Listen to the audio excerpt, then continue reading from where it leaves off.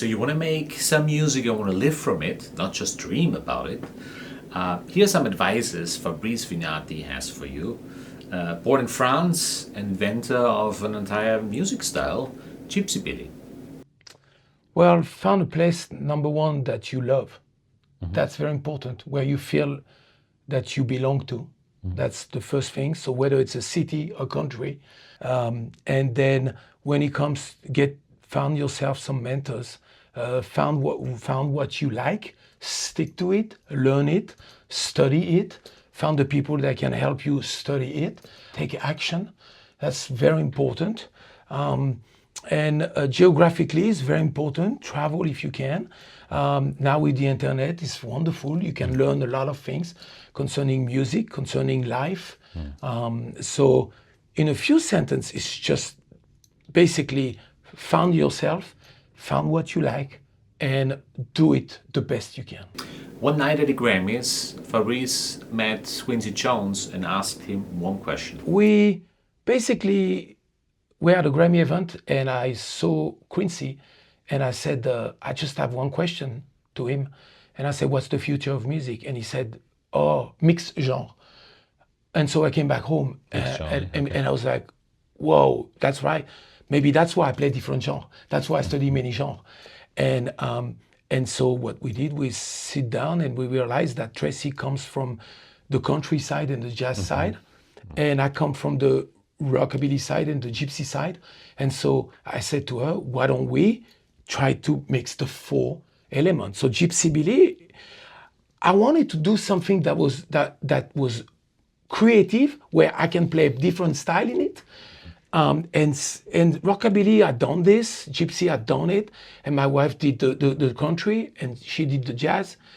So is it possible? And that was a challenge. And I wanted to respond to the greatness of Quincy when he said, do it. I want to know if it's possible. So we did it. We sit down and we tried to make it workable harmonically. And then we created this mix of country, jazz, gypsy, and rockabilly. And if all of those work together. So now when we go on stage and we play, I have those four elements that I had to study. Fabrice is the inventor of Gypsybilly, but what does it actually mean, Gypsybilly? What does it mean in regards to harmony?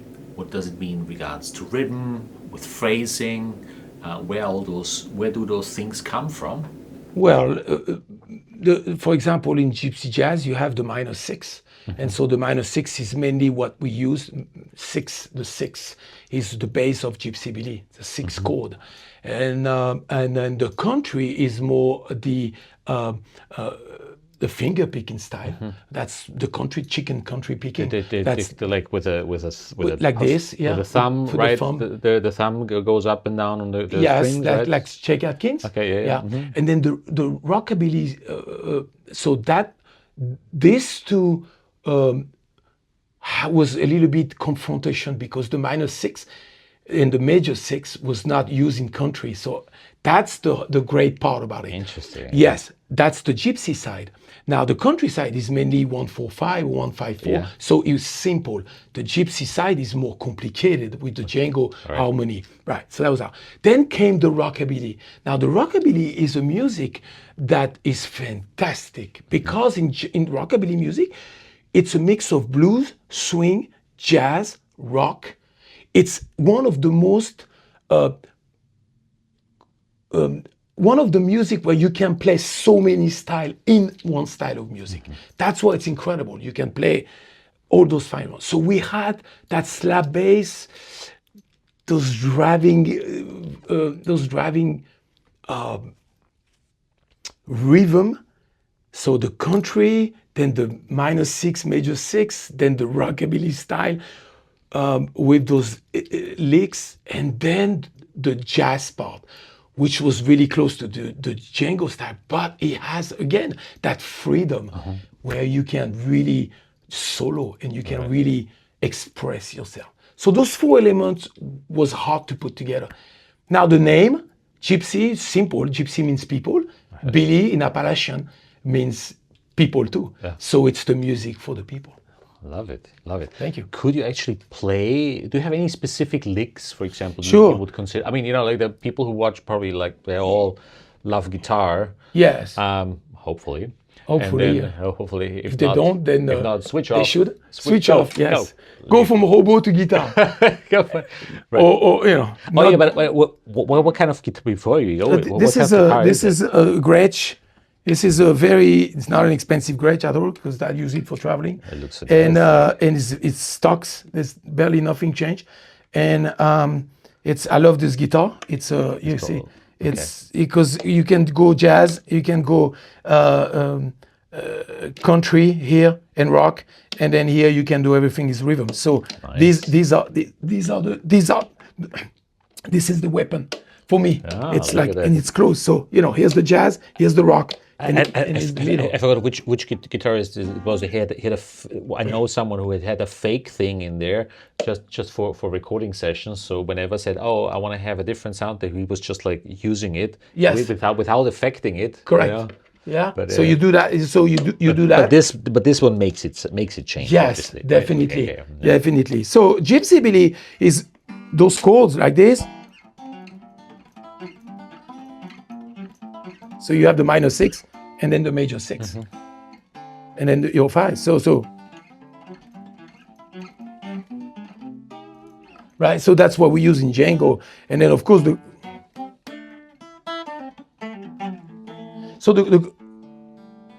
the country. So licks in Gypsy. That's, for example, that's rockabilly. So if you use, and then that's Gypsy. That's the Django stuff. So if you mix those, and now you have a Gypsy licks, and then you have a rockabilly licks. Now the same. That's rockabilly. Now, and that's Gypsy. So that's a lick. So, right.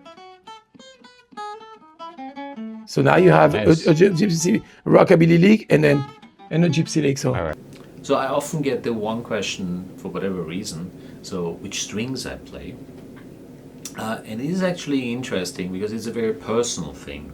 The way how you play, which guitar you play. But let's see what Fabrice Vignati has to say about that. I use Savarez. This one. That's Savarez. It's a French company. Now, people think, because I'm born in France, then it's normal I use a French company. However, no, it's not, because I've tried GSS, Dario, I've tried many of them. And not that they're not good, they're fantastic. However, I noticed that these are Original is the company that make the Django. That's why. They are the string Argentine, is the company Savarez, the Argentine. These are the string that Django used in the 30s. So that's why playing gypsy jazz, Argentine was the gypsy jazz string. And since it's the same company and they started to do electric, I said, well, why have two company, So if they do the same, then I started to use this. I use 1046, except I changed the 18 by a 16. I mean, recently, the last years, the rise of the amp simulators was gigantic. I tried a couple of different ones, but I realized that I used, for example, a Fractal 3 for my music style. If I used jazz or so, it didn't really work, but if you play heavy metal, it really does work.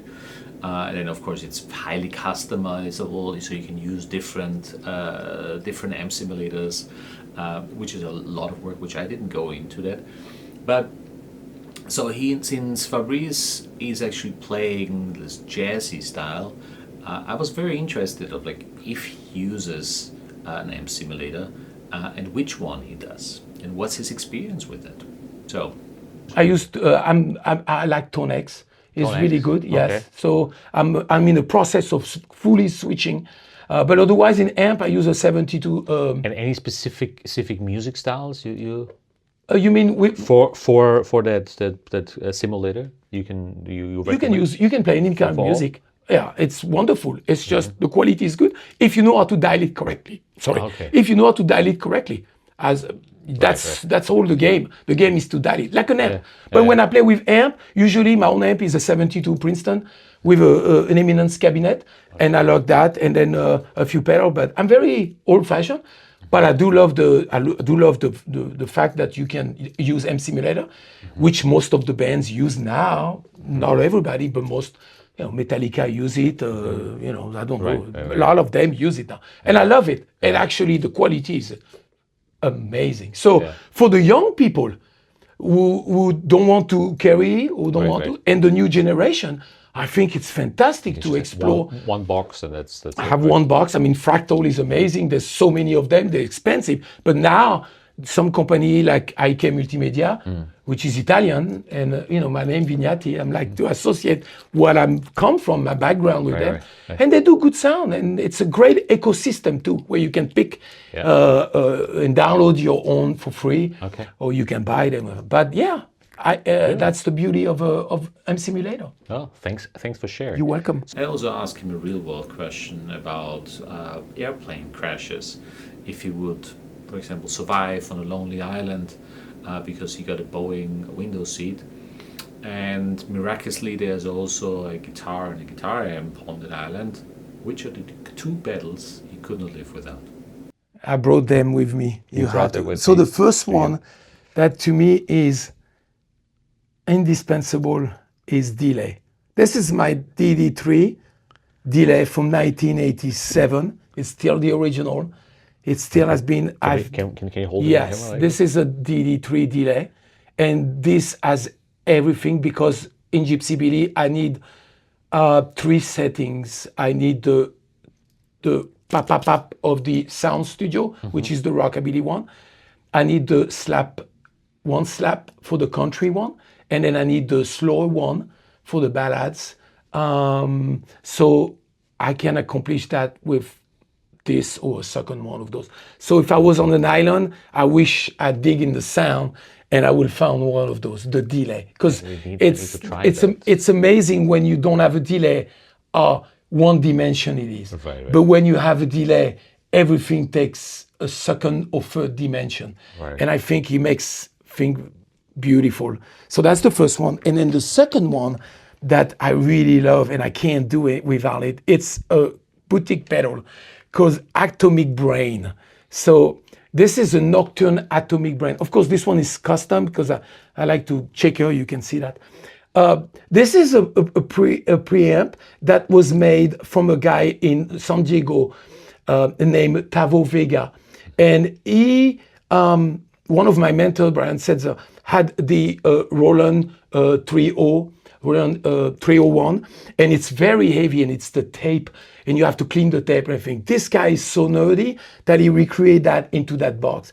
And it's just incredible. Now, if you play that, I suggest you try it, because definitely this is, it just opens up everything, and it's just make your amp sounds like you on a 3-4 dimensions. So those two combinations, just wonderful. And I could do anything with that. Yeah, I love it. I think I have simple as have to add it to my collection. It's this, especially. It's Atomic Nocturne.